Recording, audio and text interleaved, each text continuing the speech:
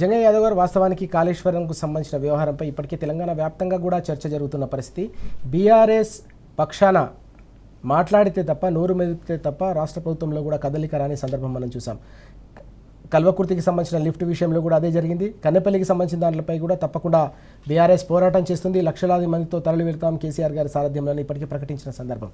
తాజాగా కాళేశ్వరం కమిషన్కు ముందు హాజరైన సందర్భంలో కూడా హరీష్ రావు గారు అనేక కీలకమైన అంశాలు ప్రస్తావించిన పరిస్థితి. నిజంగానే రాష్ట్ర ప్రభుత్వానికి చిత్తశుద్ధి ఉంటే అసెంబ్లీ సమావేశాలు పెట్టినా కూడా తప్పకుండా చర్చిద్దామని ఎట్లా చూడాల్సిన అవసరం కనిపిస్తుంది మొత్తం వ్యవహారాన్ని. మనం విషయం ఇప్పుడు బీజేపీ అయినా కాంగ్రెస్ అయినా కానీ ఎలక్షన్ టైంలో ఏదైతే కుంగినటువంటి పిల్లర్స్ని బూచిగా చూపించేసి ఇక మొత్తం కాళేశ్వరం అనేది మొత్తము కుప్పగూలిపోయింది, దేనికి పనికిరాదు, పెట్టిన 1,00,000 కోట్లు వృధా అయింది, 1,00,000 కోట్ల అవినీతి జరిగింది అని చెప్పేసి ప్రచారం చేయడంలో మాత్రం సక్సెస్ కావడం వల్లనే ఈరోజు రేవంత్ రెడ్డి గారి ప్రభుత్వము అధికారంలో ఉందని మాత్రం స్పష్టంగా చెప్పొచ్చు ఇక్కడ.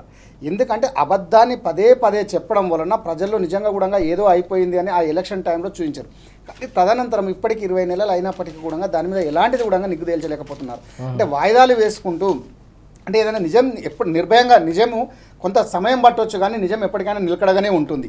కానీ వీళ్ళు అబద్ధాలని ప్రచారం చేసేసి అధికారం సొంతం చేసుకోగలిగారు. కానీ బీజేపీ పార్టీ కూడా మనకు గత 10 సంవత్సరాల కాల వ్యవధిలో తీసుకున్నా కానీ ఏనాడు కూడా ఒక్క సాగునీటి ప్రాజెక్టుకు జాతీయ హోదా ఇవ్వలేదు. అది మనకు స్పష్టంగా తెలంగాణకు చేసిన అన్యాయం అని కూడా స్పష్టంగా చెప్పొచ్చు. కేసీఆర్ గారు వచ్చిన తర్వాత ఏదైతే ఇదే పక్క రాష్ట్ర ముఖ్యమంత్రి గారు చంద్రబాబు నాయుడు గారు ఉమ్మడి ఆంధ్రప్రదేశ్ రాష్ట్రంలో ఏదైతే మనకు క్లియర్గా పంటలు ఏదైతే వేసినా కానీ వ్యవసాయం రైతు చేస్తే కూడా దండగా అన్నటువంటి వ్యక్తి ఈరోజు మనం తీసుకున్నట్లయితే ఒక పండగలాగా, వ్యవసాయం ఒక పండగలాగా తయారు చేసి చూపించినటువంటి సందర్భం మనం 10 సంవత్సరాల కాల వ్యవధిలో ఎక్కడ చూసినా తలదన్నే విధంగా ఒక దేశానికే దిక్సూచిలాగా కనపడ్డటువంటి తెలంగాణ రాష్ట్ర పచ్చదనము ఈ రోజుకి ఎందుకు ఎండిపోతుంది అంటే నీళ్లు లేకపోతే నిజంగా మీ పరిపాలన చేతగాకనా నిజంగా కూడా నీళ్లు నిధులు నియామకాలని ఇంతకుముందు పెద్దలు చెప్పారు. తెలంగాణ రాష్ట్ర ఆవిర్భావానికి ముఖ్యంగా మనకు నీళ్లు నిధులు నియామకాలు. కానీ దానిని సాధించే దశలోనే కేసీఆర్ గారు గెలిచిన తర్వాత ఢిల్లీకి ఎన్ని లెటర్స్ ఇచ్చిర్రు, ఎన్ని ప్రాజెక్టుల గురించి ఒక పరిపాలన, ఒక విజన్గా ఉన్నటువంటి ఒక వ్యక్తి ఒక మిషన్ కాకతీయ ద్వారా చెరువుల పూడిక తీయడం వలన భూగర్భ జలాలు పెరగడం జరిగింది. ఎక్కడ దోడినా కానీ నీళ్ళు వచ్చేది.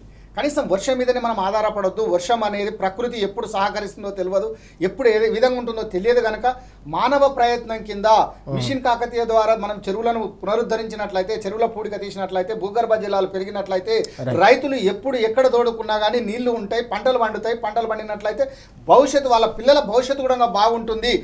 గతంలో మనం తీసుకున్నట్లయితే పాలమూరు రైతులే కాదు, మిగతా రైతులు తెలంగాణలో ఉన్నటువంటి చాలా మంది దేశాలకు విదేశాలకు వెళ్ళిపోయి అన్నమో రామచంద్ర కనీసం పుట్టగడిస్తే చాలు అన్నట్టు బొంబాయికి పోయి కూలీలుగా ఉన్నటువంటి సందర్భాలు మనం చూసినాము.